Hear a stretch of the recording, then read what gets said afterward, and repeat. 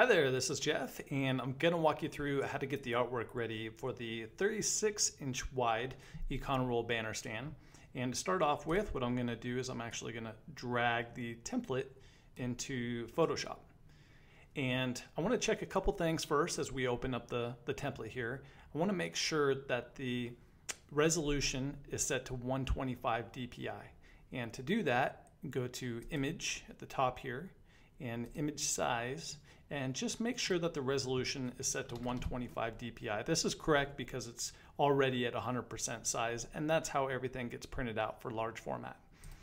Next thing I want to do is I want to make sure that it's in CMYK mode, and it is on my computer here. You can see here CMYK, but if for some reason yours opens in RGB, you want to go ahead and switch that over to CMYK, and you can do that by going to Image, Mode, and just make sure that the CMYK is selected here. Once you have that in place, you're ready to go ahead and get started.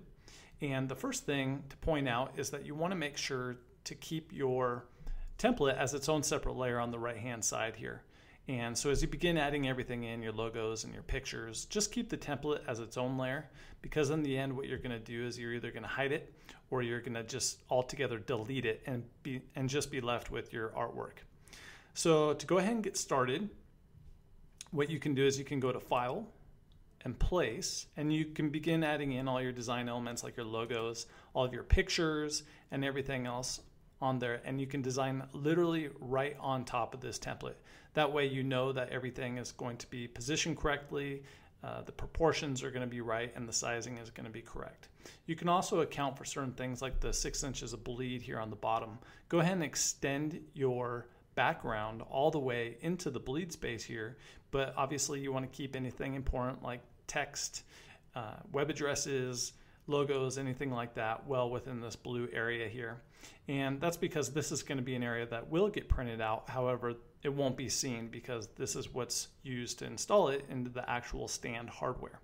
So at this point, what I want to do is I want to show you an example of some artwork that fits the template really well, and this will give you an idea of what we're looking for. Okay, so here's some artwork that fits the template really well, and I know that because if I go to the artwork layer on the right hand side and I right click and I go to blending options, I can actually move the opacity down here, and it actually reveals that the template is right underneath it. So this gives me a really good idea of how it looks, and make sure that nothing important, of course, is in the bleed area here, even though the background extends into it. That is correct. And making sure that nothing is too close to the edge. You want to keep it an inch or two away from the edge. And so once we know everything looks good, you can go ahead and back out of there, click cancel. And at this point, what you want to do is you want to check the resolution of all of your images and artwork. And you can do that with a real simple trick here by pressing Control and plus on a PC or Command and plus on a Mac. And you simply just zoom all the way in until about 1 inch equals 1 inch in real life. And here you can see here's 18 inches and here's 19 inches, and that's about 1 inch in real life on my screen here. And so this gives me a really good indication of how it's going to print out because I'm looking at it full size at this point. And what you can do is use the Navigator tool by going to Window and selecting on Navigator, and you can simply just grab it and you can scroll over the entire document this way. And so you're looking at it at 100% size, and we can look at the logos and the pictures. And once we know everything looks good and there's no pixelation issues or blurriness, you can go ahead and back out by pressing Control and minus or Command and minus on a Mac.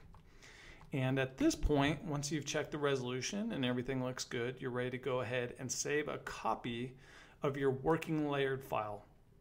So this is going to be the document or the file that you want to save where everything is still in layers, because you want to be able to revert back to it in case you need to make any changes now or in the future. You'll always have that file.